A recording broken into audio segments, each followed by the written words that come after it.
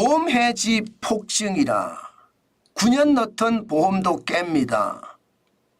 이 말 자체를 딱 보면요, 지금 우리 경제가 그만큼 어렵다는 뜻입니다. 보험을 해지하는 게 일반적으로 최후의 보루라고 하잖아요. 그런데 그 보험을 해지하는 사람들이 너무나 많다는 뜻입니다. 1년 새 해지 환급금 증가율은 2.2%밖에 안 돼요. 증가한 게 2.2%.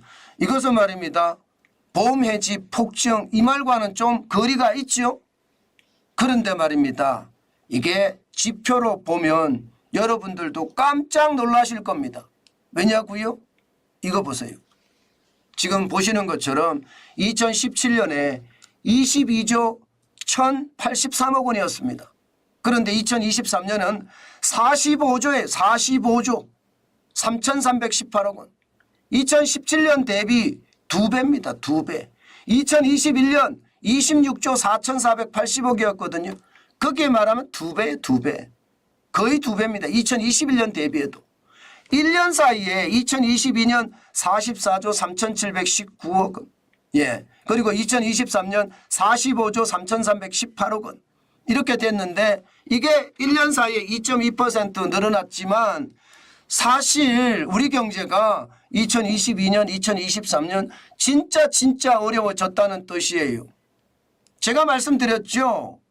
그동안 말입니다, 우리 경제가 왜 어려운지 정확하게 파악을 해야지 현장 경제가 살아난다고요. 소상공인, 자영업자 최악이잖아요 지금. 벌이가 안 됩니다. 벌이가. 소득도 떨어지고요.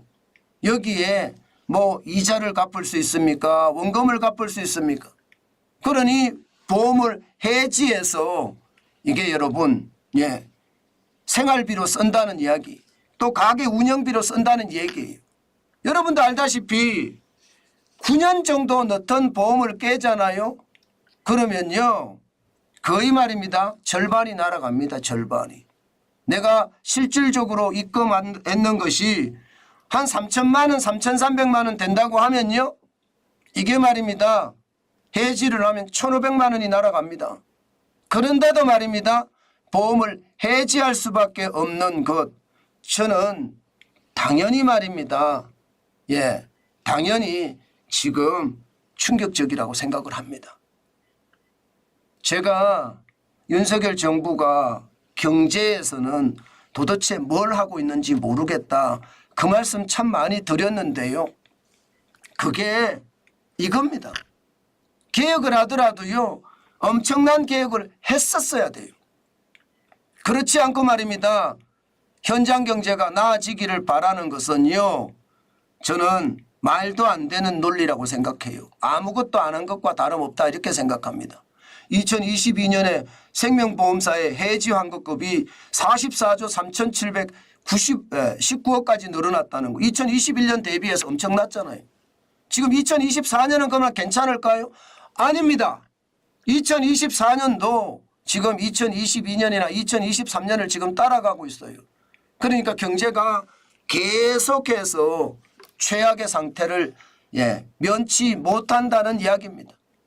저는 이것을 보면서요, 야, 우리 경제 진짜 큰일 났구나, 저는 그런 생각을 많이 합니다.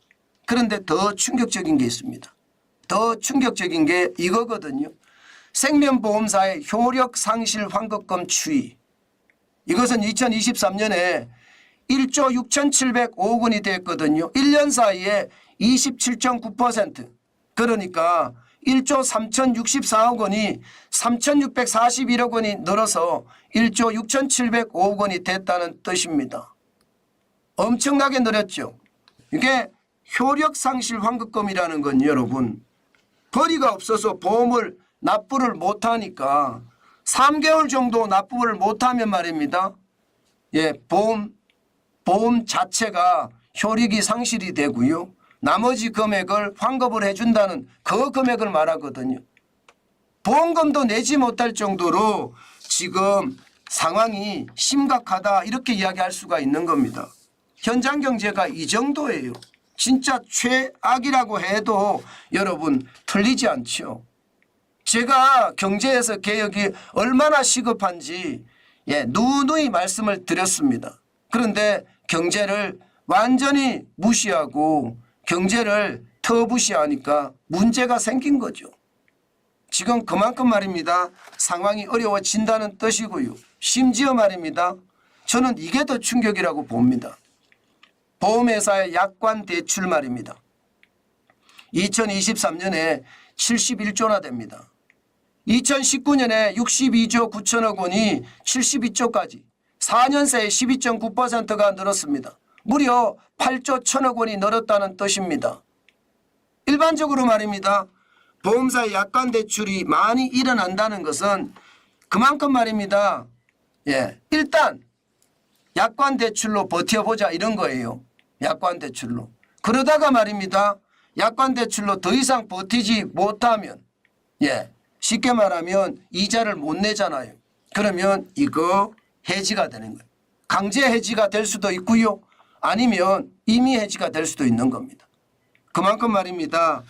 보험 자체가 지금 경기를 그대로 나타내주는 지표라고 생각을 하는데 지금 상태를 보니까 그만큼 최악이라는 겁니다. 저는 최악을 그중에서도 최악을 보는 게 효력상실 환급금인데요. 이게 워낙 많이 늘어나기 때문에 저는 최악이라고 보는니다. 경기 침체를 보여주는 최악의 지표거든요. 지금 이게 그만큼 말입니다. 어려워진다는 뜻이에요. 2020년에 1조 5,975억 원이었잖아요. 이것이 2021년에는 1조 3,379억 원으로 조금 줄었습니다. 게다가 2022년에도 줄었어요. 1조 3,064억 원으로. 그런데 2023년에 1조 6,705억 원까지 갔다는 이야기잖아요. 저는 윤석열 정부가 현장 경제를 제대로 다루지 못했다는 뜻으로 저는 해석하는 겁니다. 제가 경제가 그만큼 어렵다는 말씀도 많이 드렸고 그만큼 경제 자체의 어떤 충격이 제가 크다고도 말씀을 드렸습니다. 그만큼 말입니다. 저는 보험을 해지하는 것 이게 저는 굉장히 충격적인 요소라고 생각합니다. 보험을 해지하는 것. 이것은 어떻게 생각하면 말입니다. 경제 전체에 저는 바닥이 무너지고 있다 이런 뜻이거든요. 지금 제가 봐서는 긴급 상황이라고 생각이 돼요. 경제 자체는요. 바닥 경제를 봐서는요. 수출이 좋다고 하지만 여러분 아무리 수출이 좋아도 여러분도 알다시피 옛날처럼 수출이 좋아진다고 낙수 효과가 있는 게 아닙니다. 기업의 비용이 엄청나게 올라갔잖아요. 최저임금 올라갔죠. 주 52시간제 실제로 시행을 하고 있죠. 그러면 여러분 그게 사실상 충격적이다 이렇게 봐야 되거든요. 그런데 그런 상황에서 말입니다. 그런 상황에서 경제가 좋아진다? 그게 쉽지가 않죠. 저는 결국 말입니다. 보험이 이렇게까지 많이 주는 것은요. 현장 경제의 압박감이 저는 그 어느 때보다 크다. 저는 그렇게 생각합니다. 제발 윤석열 정부가 현장 경제를 살펴야 돼요. 이게 앞으로도 말입니다. 민주당이 이제 국회를 다수당으로 장악을 하게 되잖아요. 그러면 여러분도 알다시피 법을 바꿀 수도 없습니다. 주 52시간제가 바뀐다 이런 생각도 이제 할 수가 없어요. 그런 것을 생각을 하면 지금 그 어느 때보다 지금 수출도 중요하지만 내수를 살리는 일 시급하다. 저는 그렇게 여러분에게 말씀드리고 싶습니다.